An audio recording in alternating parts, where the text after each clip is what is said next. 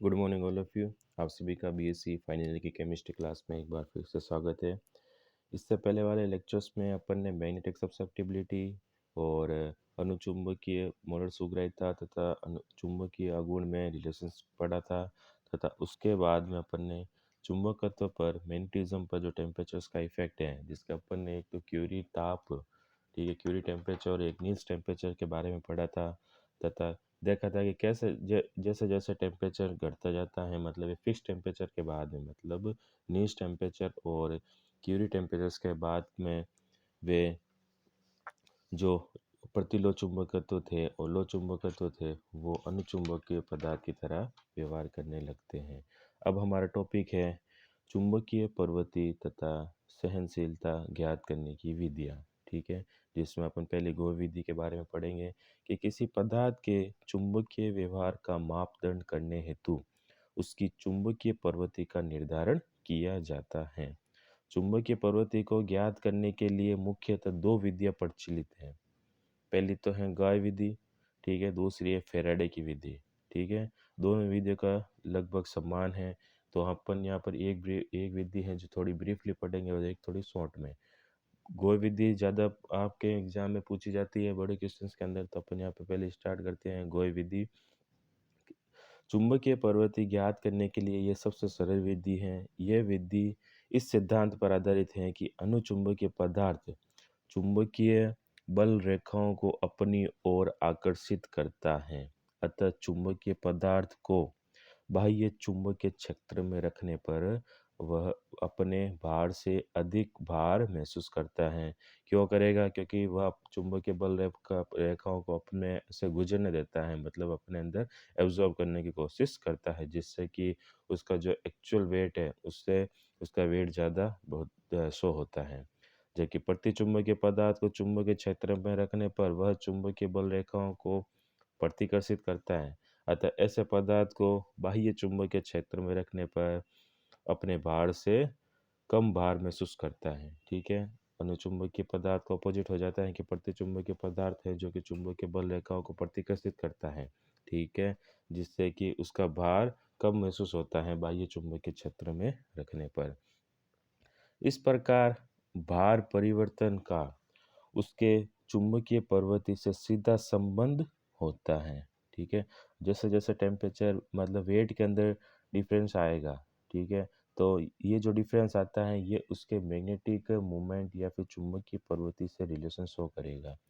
इस प्रकार गॉस विधि में परिधिदश का भार, ठीक है, चुंबकीय क्षेत्र की उपस्थिति में तथा अनुपस्थिति में ज्ञात कर प्रतिदेश मतलब जो सैंपल दे रखा है अपने को वो, ठीक है, पहले से हमें नहीं पता है कि ये कौन से मैग्नेटिज्म का है, मतलब जन चुंबकीय या प्रतिचुंबकीय, तो जो सैंपल देगा अपन चुंबकीय क्षेत्र की उपस्थिति में या अनुपस्थिति में ज्ञात कर, ठीक है, चुंबकीय सुगमता का मापन कर सकते हैं। इस विधि में निम्न प्रकार से उपकरण को व्यवस्थित कर सकते हैं किया जाता है, ठीक है। अब गॉस विधि के अंदर जो अपन अपरेटस काम में लेते हैं उसका अरेंजमेंट कैसे होता है, देखते हैं कि इसके अंदर दो मैग्नेट लगी होती हैं, मतलब बाह्य चुंबकीय क्षेत्र है जिसका एक पोल एन है दूसरा एस है, ठीक है। अब इनके बीच में एक किसी भी कंटेनर के अंदर अपन जो सैंपल है उसको डाल देते हैं और इन दोनों को अपन बाह्य चुंबकीय क्षेत्र से बीच में रख देते हैं, अरेंज कर देते हैं। ये जो सैंपल का कंटेनर है, ठीक है, जो वेटिंग मशीन है उसके घोड़े के पूंछ का जो बाल होता है उससे बंधा होता है, ठीक है, ताकि इसके अंदर प्रैक्टिकल के अंदर किसी प्रकार का एरर नहीं आए, क्योंकि लगभग इसका वेट माइनर होता है या नेगलेक्ट कर सकते हैं अपन, ठीक है। दूसरी तरह एक पलड़े का विश्लेषक होता है जिसके अंदर वेट होता है, इससे पता चल जाता है कि इसके जो एक्चुअल वेट से भार बढ़ रहा है या फिर घट रहा है, जिससे ये पलड़ा ऊपर नीचे आता जाता है। वेटिंग में वेग मशीन आती है, ठीक उसी तरह इसका अरेंजमेंट होता है। चलिए आगे देखते हैं इसका अरेंजमेंट कैसे होता है। इस विधि में एक विशेष प्रकार के तुल्य का उपयोग किया जाता है जिसे गाय तुल्य कहते हैं। तुल्य के एक पलड़े में भार परिवर्तन को देखा जाता है, जबकि दूसरे पलड़े के सम्मान पर प्रतिदस नली का सैंपल ट्यूब का उपयोग किया जाता है, जो आकार में संकरी तथा तली में चपटी होती है। इस परीक्षण करने तथा इसमें परीक्षण करने वाला जो मैटर है, मतलब जो सैंपल मैटर है, वो उसके अंदर अपन भर देते हैं, फिल कर देते हैं। यथासंभव जहाँ तक हो सके दरुओं के लिए प्रयुक्त नलिका को घोड़े के पूंछ के मजबूत बाल से बांधा जाता है, जो मुड़ता भी नहीं है तथा टूटता भी नहीं है। ठीक है। साथ ही चुंबकीय क्षेत्र भी में भी अप्रभावित रहता है। तो घोड़े के पूंछ का जो बाल है वो इसलिए यूज किया जाता है क्योंकि जो बाह्य मैग्नेट बाह्य चुंबकीय क्षेत्र होगा उससे ये प्रभावित नहीं होता है। मेन रीज़न इसका ये है। इस प्रतिदर्श नलिका में पदार्थ को एक निश्चित ऊंचाई तक भर लिया जाता है। पदार्थ को विलयन या महीन चूर्ण बनाकर काम में लिया जाता है। ठीक है।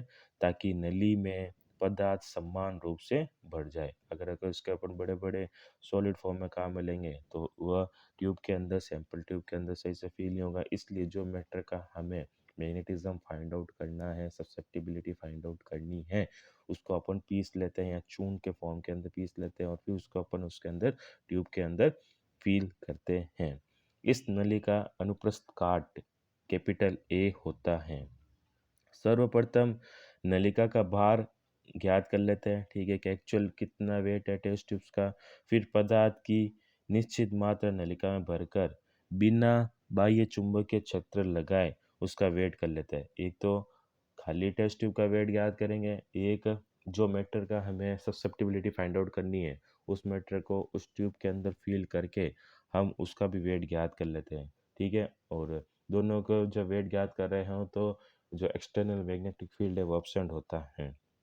तो दोनों के अंतर से पदार्थ के भार ज्ञात हो जाता है। ठीक है। अब दोनों में जो अंतर आएगा, अब उससे जो एक्चुअल मैटर का अपन भार ज्ञात कर रहे हैं उसका नेट वेट हमें पता चल जाता है कि हम इतने ग्राम या इतने मैटर का अपने को मैग्नेटिक ससेप्टिबिलिटी ज्ञात कर रहे हैं।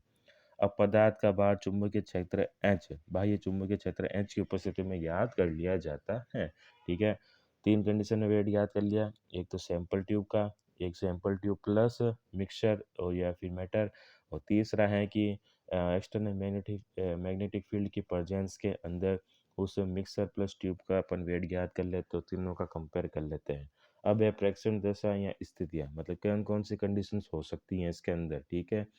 यदि पदार्थ चुंबकीय क्षेत्र के प्रति असंवेदी हो, मतलब सेंसिटिव नहीं हो, तो अथवा उसका व्यवहार चुंबक के प्रति उदासीन हो, तो मतलब कोई भी तरह का इफेक्ट नहीं दे रहा है, मतलब ना तो आकर्षित हो रहा है ना ही प्रतिकर्षित हो रहा हो, तो प्रबल क्षेत्र लगाने पर भी उसके भार में कोई परिवर्तन नहीं होता, अतः ऐसे पदार्थ को अपन क्या कहेंगे, सामान्य पदार्थ कहेंगे। मतलब जब कोई मैटर अपन एक्सटर्नल फील्ड लगाने के बाद में जो मैटर अपन लिया है टेस्ट ट्यूब्स के अंदर, वो किसी भी प्रकार की सेंसिटिविटी को शो नहीं कर रहा है, मतलब ना तो वो प्रतिकर्षित हो रहा है ना ही आकर्षित हो रहा है।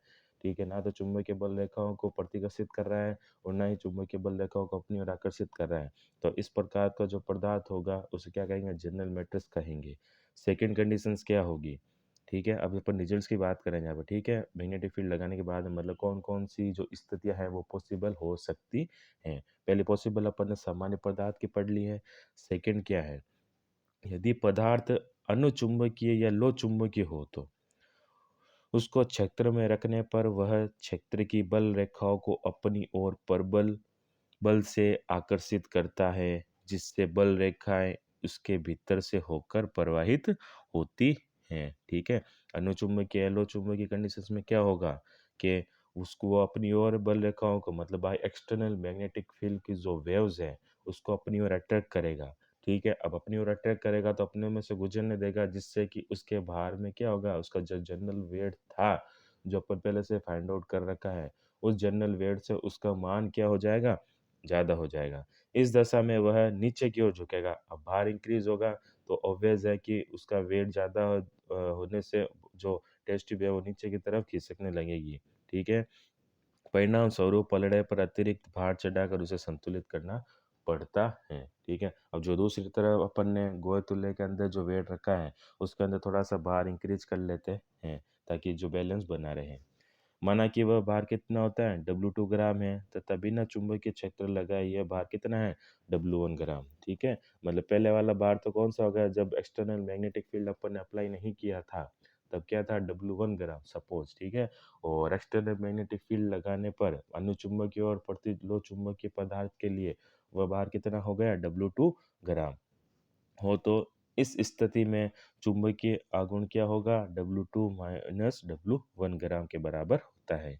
यदि W2 तथा W1 का अंतर अत्यधिक हो तो मतलब W2 का मान बहुत ज़्यादा है, ठीक है, W1 से, तो यह निष्कर्ष निकाला जाता है कि अज्ञात ठोस या द्रव क्या होगा, लो चुंबकीय होगा, क्योंकि अनुचुंबकीय जो पदार्थ है वो इतनी अत्यधिक रेखाओं को अपने में से नहीं गुजरने देता जितना कि लो चुंबकीय पदार्थ है।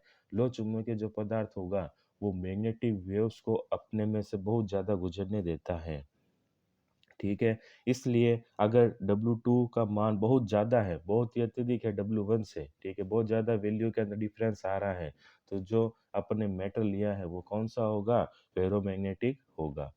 तीसरी कंडीशन देखते हैं। यदि चुंबकीय क्षेत्र के संपर्क में लाने पर पदार्थ क्षेत्र से प्रतिकर्षित होता है, ठीक है?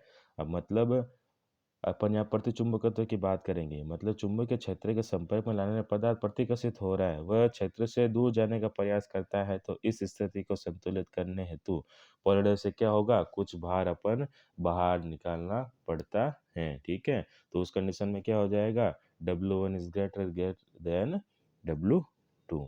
नेक्स्ट अपनी है इसकी मैथमेटिकल डेरिवेशन, ठीक है, गोई विधि की मैथमेटिकल डेरिवेशन है।